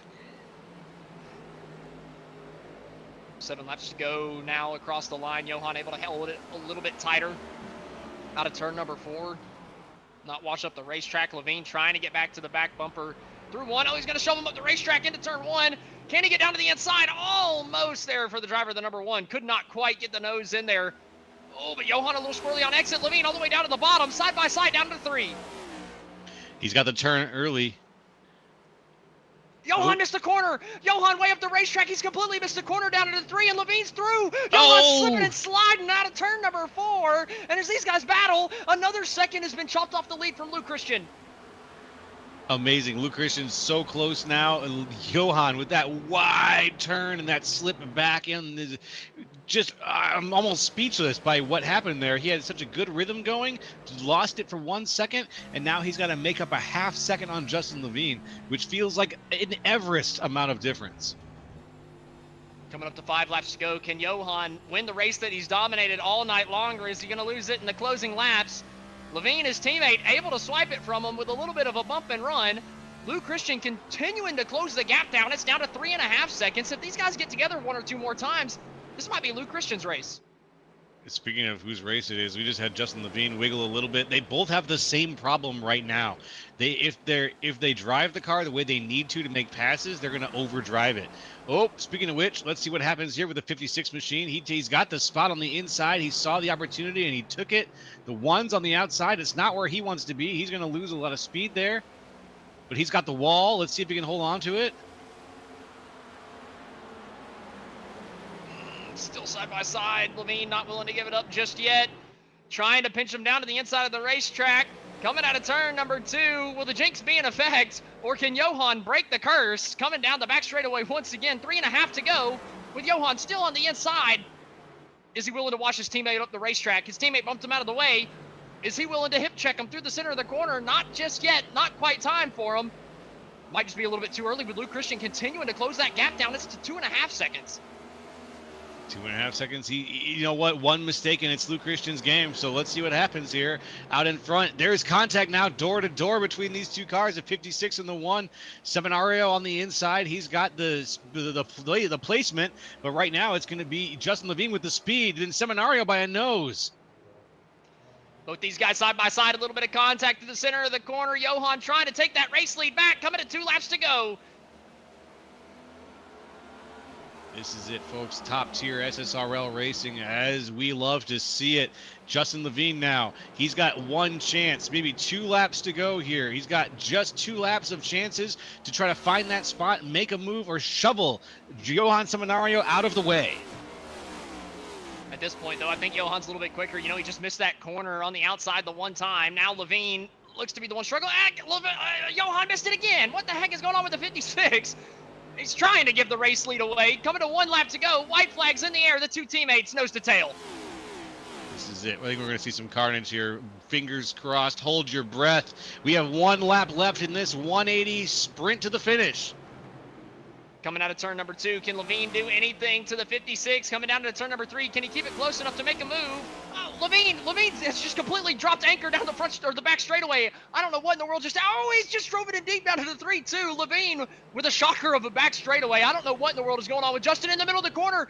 I think he's out of gas. Justin Levine out of gas coming out of turn number 4. He's going to lose a spot, and Johan's going to win it. I think you're right. I think that he dumped the tank at the last second, giving Luke Christian the 2nd place finish for the evening. Wow. If Luke Christian had not been tucked in there exactly where he was with that extremely good hard charge at the end of that race, he would not be in 2nd place right now. He'd be holding a comfortable 3rd, but instead he's got the silver.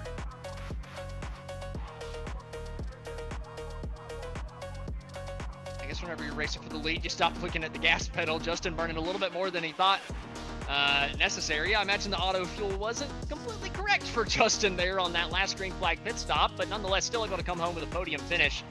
And Johan Seminario able to somehow pull out the race win of the race that he dominated the whole way through. He had a challenge at the end, but man, he was able to hang on whenever it mattered most, and he's about to get to do some burnouts down the front straight. And this is the king's prerogative, as it were, when you get when you win a race. This is your chance to show them how it's done. So let's hear 3 cheers for Johan Seminario.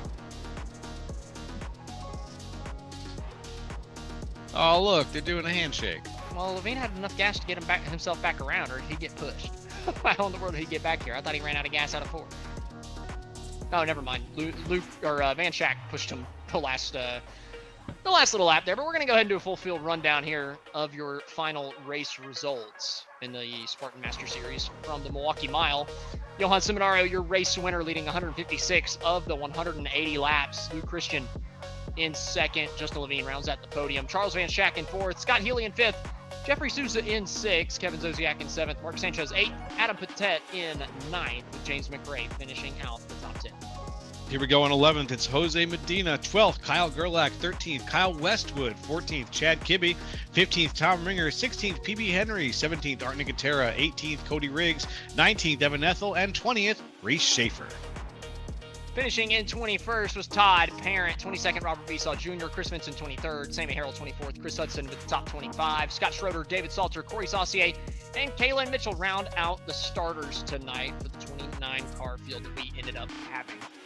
But that's going to do it for the full field rundown. Next up, we're going to go ahead and do some post-race interviews.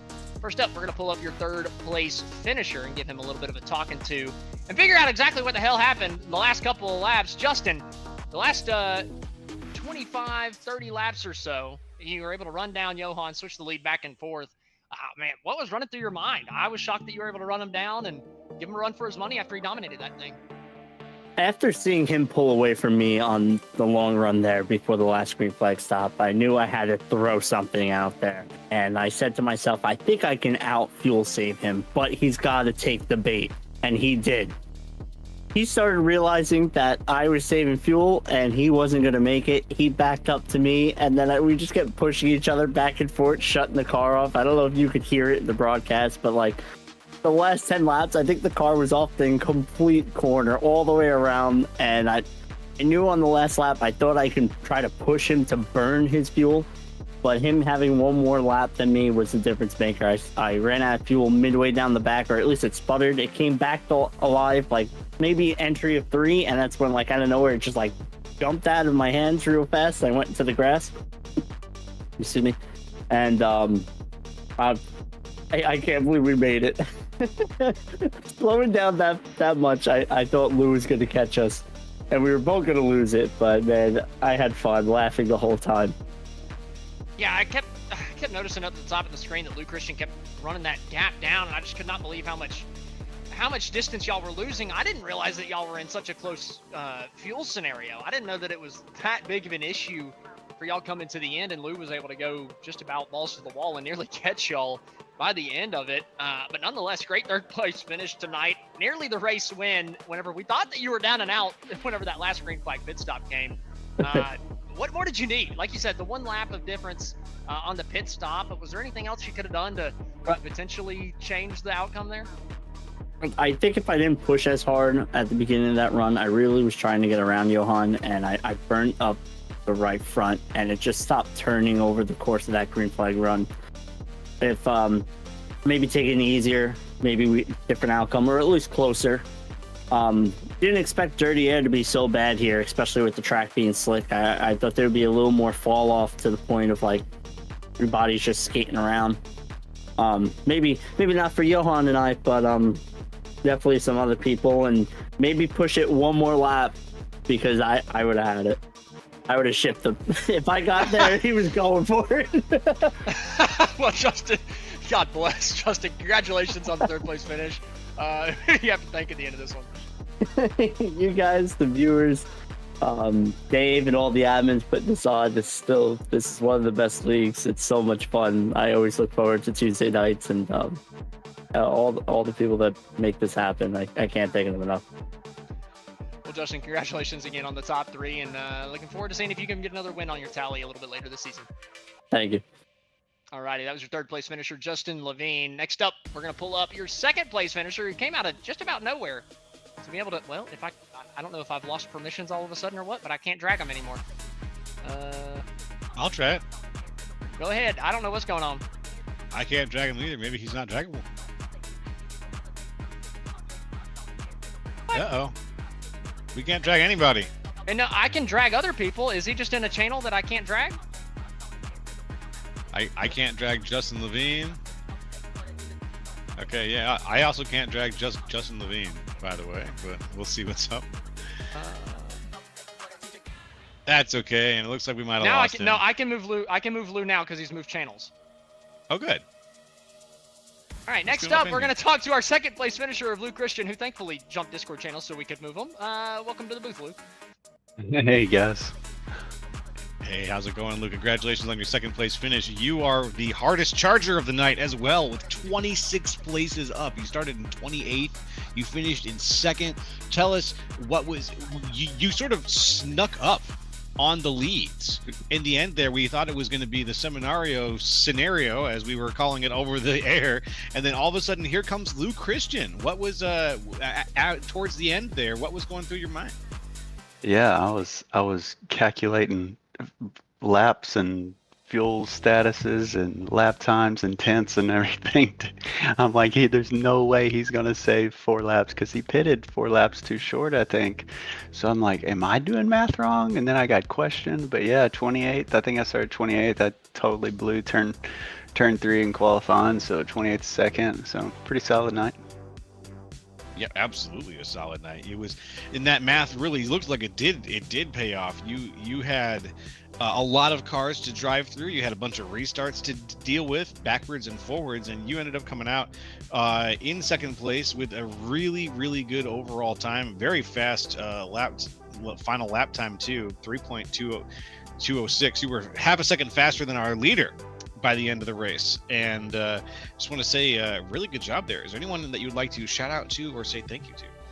Yeah, just all the teammates and you guys in the booth. Love this league, fun league, and yeah, just tried to save tires, and I knew he was be dealing with the lap traffic too. So good race, and can't wait for, I think, Daytona next week. Yep, that's right. That's what we got coming up. Well, thank you, Lou. Take care and have a good rest of your week. All right, peace. Alrighty, that was your Peace second out. place finisher, Lou Christian. Next up, we're gonna pull up. Excuse me. We're gonna pull up the guy that somehow was able to stretch the fuel, able to bring home the checkered flag after leading the most laps whenever it looked like it was gonna fall through his grasp in the late going of this one. And he's getting cheating allegations from the chat here tonight. It's Mr. Johan Seminario. Johan, how does that make you feel, man?